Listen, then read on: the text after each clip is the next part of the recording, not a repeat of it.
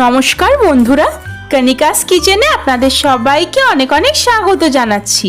আজকে আমি আপনাদেরকে মাত্র দুটো উপকরণ দিয়ে খুবই সহজ পদ্ধতিতে একদম মিষ্টি দোকানের মতন কালাকাঁদ বানিয়ে দেখাবো, যেটা আপনারা যে কোনো অনুষ্ঠানের দিনে বা বাড়িতে যে কোনো গেস্ট আসলে বা বাড়িতে এমনিই আপনারা বানিয়ে খেতে পারেন। বানাতে খুব একটা বেশি সময়ও লাগে না।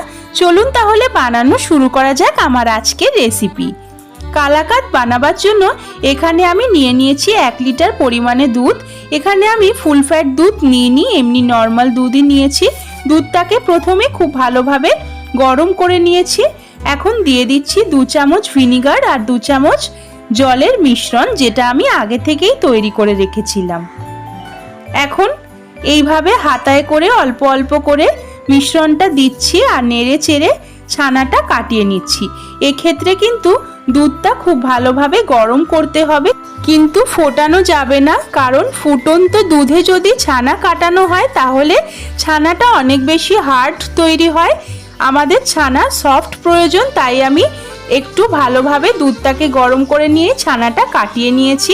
ছানা থেকে দেখতেই পাচ্ছেন বন্ধুরা, সবুজ রঙের জল একদম আলাদা হয়ে গেছে, মানে ছানার ওয়েটা আলাদা হয়ে গেছে। এখন আমি ওয়ে থেকে ছানাটাকে ছেঁকে নিয়েছি আর নর্মাল জলের সাহায্যে ছানাটাকে খুব ভালোভাবে ধুয়ে নিয়েছিলাম, যাতে ভিনিগারের টক ভাবটা ছানার মধ্যে থেকে একেবারেই চলে যায়। এখন এটাকে আমি একটা বাটির মধ্যে নিয়ে নিয়েছি আর হাত দিয়ে এইভাবে একটু ঝুরো ঝুরো করে দিচ্ছি, যাতে আমাদের কালাকাঁদটা অনেক বেশি দানাদার তৈরি হয়। ছানা আমাদের তৈরি। এখন আমি একটা কড়াইতে দিয়ে দিচ্ছি 1/2 লিটার পরিমাণে দুধ। 1 লিটার পরিমাণে ছানার জন্য আমাদেরকে 1/2 লিটার পরিমাণে দুধ দিয়ে ক্ষীর তৈরি করতে হবে। এখন আমি নেড়ে চেড়ে ক্ষীরটাকে বানিয়ে নেব। এই সময় গ্যাসের ফ্লেমটা কিন্তু হাইতেই রয়েছে। মিষ্টির জন্য দিয়ে দিচ্ছি 200 গ্রাম পরিমাণে চিনি।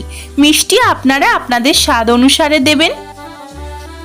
চিনি দিয়ে আবারও খুব ভালোভাবে নেড়ে চেড়ে নিচ্ছি একটু।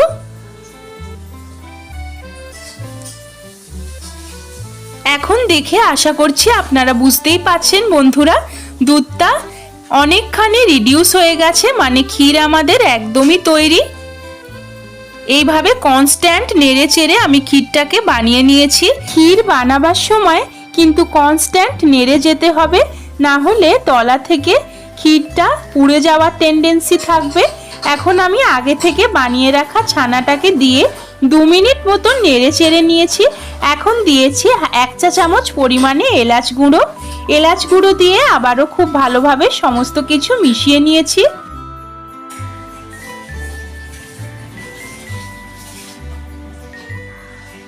এখন দিচ্ছি 1/2 চামচ পরিমাণে ঘি। ঘি দিলে কিন্তু এই কালাকাঁদের স্বাদটা আরও অনেক বেশি বেড়ে যায়। ঘি দিয়ে খুব ভালোভাবে মিশিয়ে নিচ্ছি নাড়াচাড়া করে। কালাকাঁদের জন্য ছানা আর ক্ষীরের মিশ্রণ আমাদের একদমই তৈরি। এবার যে পাত্রর মধ্যে কালাকাঁদ বানাবো সেটার মধ্যে একটু ঘি ব্রাশ করে নিচ্ছি, যাতে কালাকাঁদগুলো তুলতে খুবই সুবিধা হয়। পুরো পাত্রটার মধ্যেই আমি ঘি ব্রাশ করে নিয়েছি। এখন আমি কালাকাঁদের মিশ্রণটা দিয়ে দিচ্ছি এইভাবে।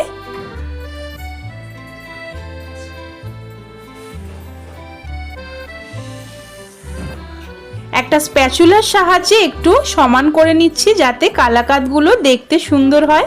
এইবার আমি এটাকে ফ্রিজে রেখে দেব, যাতে ঠান্ডা হয়ে যায়।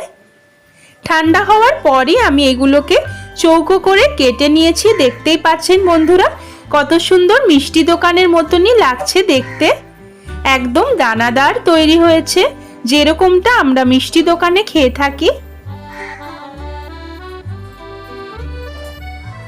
প্রত্যেকটা কালাকাঁদই একদম পারফেক্ট হয়েছে। ওপর থেকে আমি একটু পিস্তা দিয়ে দিয়েছিলাম গার্নিশিং এর জন্য।